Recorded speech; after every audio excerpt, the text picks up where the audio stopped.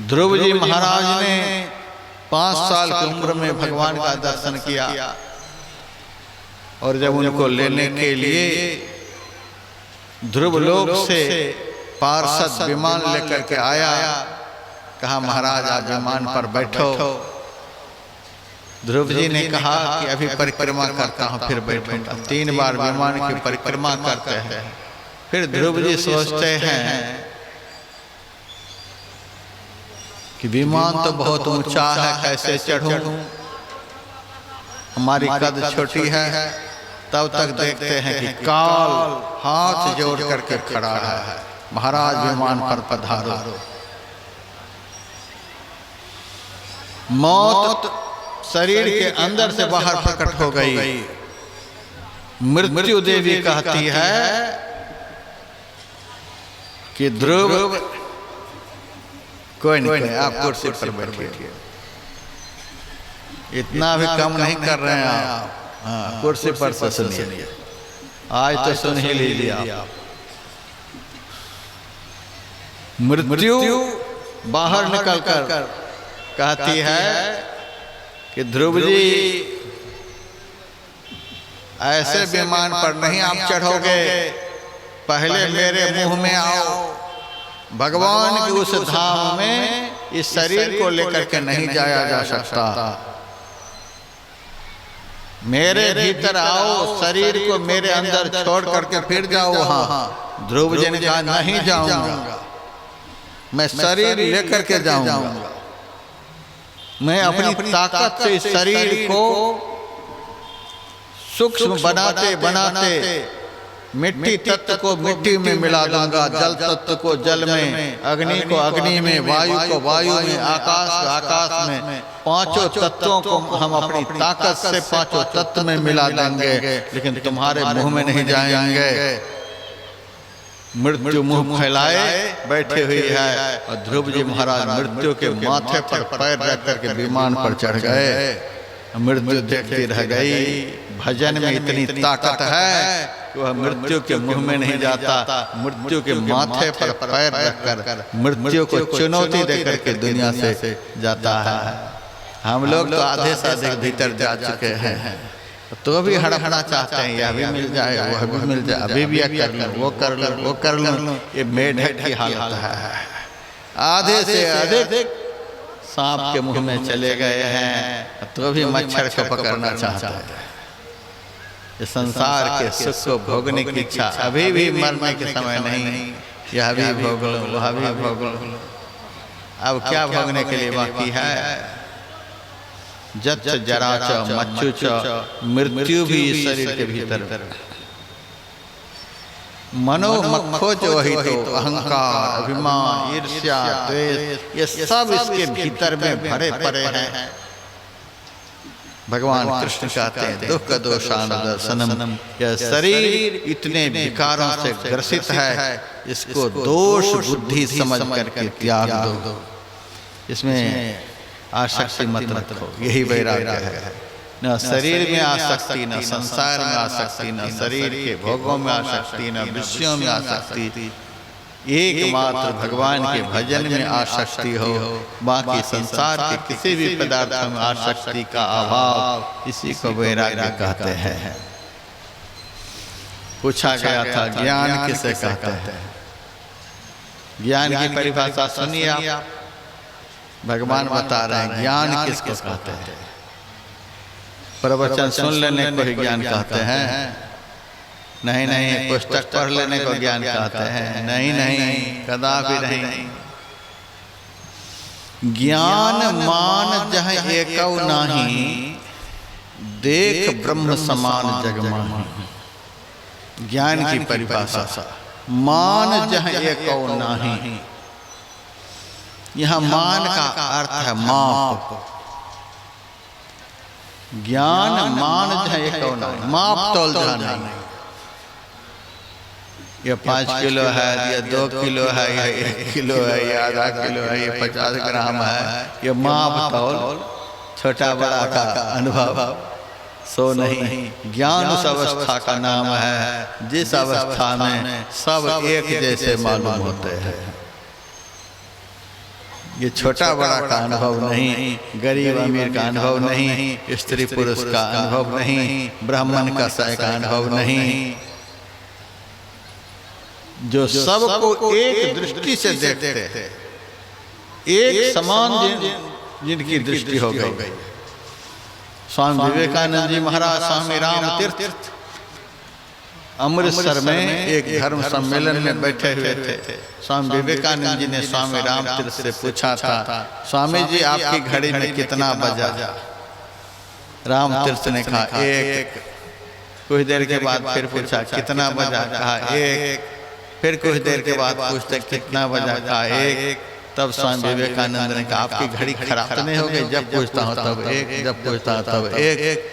स्वामी राम तीर्थ ने कहा साधु की घड़ी में दो होता ही नहीं, एक एक एक, सब में उसी का नूर समाया, कौन है अपना कौन पराया, सबको कर प्रणाम तुमको अल्लाह रखे।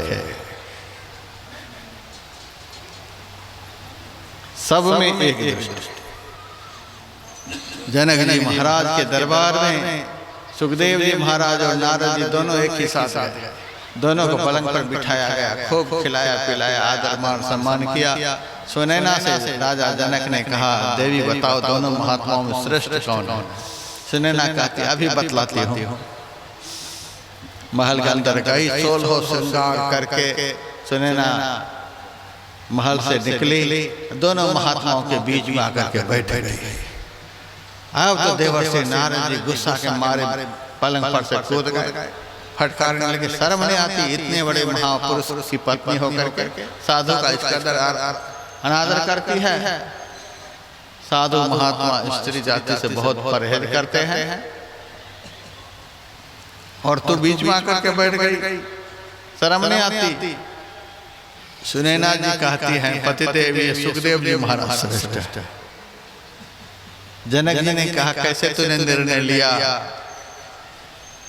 सुनैना कहती है नारद जी की दृष्टि में अभी स्त्री पुरुष का भेद बना हुआ है, ये स्त्री है ये पुरुष है। सुखदेव जी महाराज तो महापरमहंस हैं, इनकी दृष्टि में न स्त्री है न पुरुष है, इनकी दृष्टि खोल से आगे निकल चुकी है, सोल तक पहुंच चुकी है। खोल के भीतर यह शरीर खोल है, इस शरीर के भीतर जो आत्मा है वह सोल है। इनकी दृष्टि आत्मा तक पहुंच चुकी है। ये आत्म दृष्टि संपन्न महापुरुष हैं, जिनको आत्म दृष्टि प्राप्त हो जाती है, उनको संसार नजर नहीं आता, वे तो सब जगह ब्रह्म को ही देखते हैं। सब जगह ब्रह्म का अनुभव, सब जगह ब्रह्म का अनुभव। एक साधु भिक्षा लेकर के आ रहे थे, रास्ते में कुत्ता मिला, उसी पर बैठ गए, एक रोटी अपना खाते, एक कुत्ता को खिलाते। गांव के कुछ लोग देख करके हंस रहे, कैसा महात्मा कुत्ता के ऊपर बैठ गया, घृणा भी नहीं आती, एक रोटी अपना खाता है, कुत्ता को खिलाता। समाज को हंसते हुए देखकर साधु ने कहा विष्णु परस्थितो विष्णु, विष्णु पर विष्णु बैठा है, विष्णु खादते विष्णवे, विष्णु खा रहा है, विष्णु को खिला रहा है। कथं हंससि रे विष्णु, अरे विष्णु क्यों हंस रहे हो? सर्वम विष्णुमयम जगत, सारा संसार विष्णुमय है। यह ज्ञान की परिभाषा है। ज्ञान मान जहाँ एकौ नहीं, जहाँ कोई भेद नहीं, कोई विषमता नहीं, दृष्टांत के माध्यम से विषय का स्पष्टीकरण जल्दी से हो जाता है। इसीलिए मैं एक मिनट में मैं दृष्टांत सुनाना। महर्षि रमन शिवरात्रि के पर्व पर अपनी गुफा में बैठे हुए हैं। बहुत तेरे भक्त आए, महाराज आज दुनिया भर के लोग शिवरात्रि के त्योहार मनाने के लिए शिव जी के मंदिर में आए हैं, आप गुफा में बैठे हुए हो, आप क्यों नहीं मंदिर में जाते? कहा तुम्हारी इच्छा है तो चलो लेकर के चलते हैं। भक्तों के साथ मंदिर में चले गए, सब प्रणाम कर रहे हैं। महर्षि रमन एक कोने में खड़े हैं, सब देखते हैं, ये तो प्रणाम करते ही नहीं। महाराज आप प्रणाम क्यों नहीं करते? दुनिया प्रणाम कर रही भगवान को, आप प्रणाम नहीं करते। महर्षि रमन ने कहा, हमसे हमारे भगवान कितनी दूरी पर बैठे हैं, यह तुम दूरी बता दो तो मैं 1 मिनट में प्रणाम करूंगा।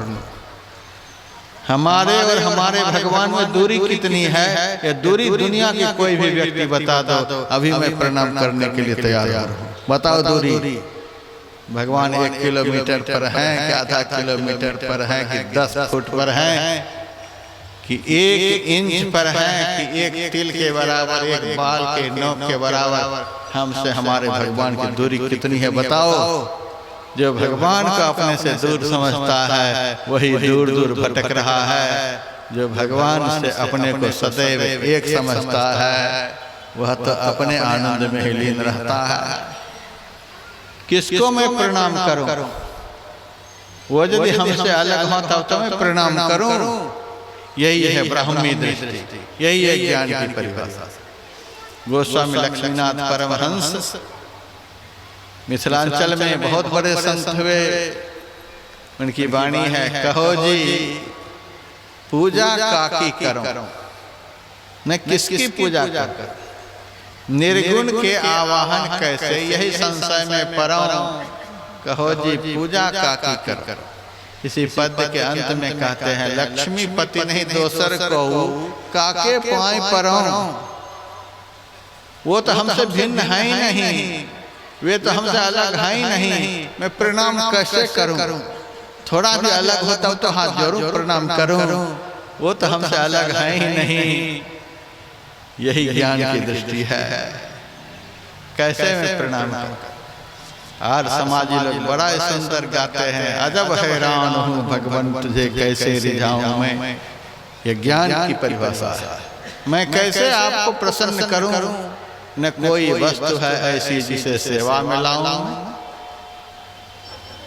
अच्छा जो हम भगवान को चढ़ाते हैं अपने बाप के घर से लाया है, सब कुछ तो उन्हीं का बनाया हुआ है, सब कुछ उन्हीं का दिया हुआ है, हाथ भी उन्हीं का दिया हुआ, पैर भी उन्हीं का दिया हुआ, मंत्र जो बोलते हैं वो मंत्र भी उन्हीं का दिया हुआ, बोलने की शक्ति भी उन्हीं की दी हुई, सब कुछ उन्हीं का है। क्या चढ़ाओगे तुम उनको? उन्हीं की चीज उन्हीं को चढ़ा रहे हो। इनको कौन सा समर्पण कहते हैं? न कोई वस्तु है ऐसी जिसे सेवा में लाऊं, करूं किस तौर आवाहन की तू मौजूद हो हरदम। कैसे मैं आपको बुलाऊं, आप तो सब जगह हो। निरादर है बुलाने में अगर घंटी बजाऊं मैं, लगाना भोग का तुमको यह भी अपमान करना है। जो सब जग को खिलाते हैं उसे कैसे खिलाऊं मैं? न बाहें हैं, न गर्दन है, न सीना है, न पेशानी, तुहे निर्लेप नारायण कहाँ चंदन लगाऊं मैं? तुही व्यापक है फूलों में, तुही व्यापक है मंदिर में, भला भगवान को भगवान पर कैसे चढ़ाऊं? यह ज्ञान की परिभाषा है। ज्ञान मान जहाँ ये कौन है, जहाँ माप तोल नहीं, छोटा बड़ा नहीं, स्त्री पुरुष का भाव नहीं, जिस अवस्था में सर्वत्र एक ही तत्व का अनुभव होता है, वह अपने में सबको देखता है, सब में अपने को देखता है, ऐसी दृष्टि ज्ञान की दृष्टि कहलाती है। देख ब्रह्म समान सब माही, समान भाव से जो ब्रह्म को देखते हैं, सब में ब्रह्म को ही देखते हैं। प्रहलाद जी को हिरण्यकश्यपु ने शुक्राचार्य के द्वारा यज्ञ करवाया और उस यज्ञ से कृत्या राक्षसी को प्रकट किया। कृत्या राक्षसी प्रकट होकर प्रहलाद को दौड़ी खाने के लिए प्रहलाद जी आग की तरह जलते हुए दिखलाई दे रहे हैं। कृत्या राक्षसी उलट करके शुक्राचार्य को ही खा करके भस्म कर दिया, शुक्राचार्य को भस्म कर दिया। विष्णु पुराण में लिखा हुआ शुक्राचार्य भस्म हो गए। प्रहलाद के मन में हुआ ये तो हमारे गुरुदेव हैं, हमारे सामने हमारे गुरुदेव भस्म हो गए, यह अच्छी बात नहीं। प्रहलाद जी हाथ जोड़कर राख की ढेर के सामने कहते हैं, हे परमात्मा, आपके अलावे यदि सृष्टि में मैं किसी को नहीं देखता हूँ, इस सत्य के प्रभाव से हमारे पौरोहित जीवित हो जाए।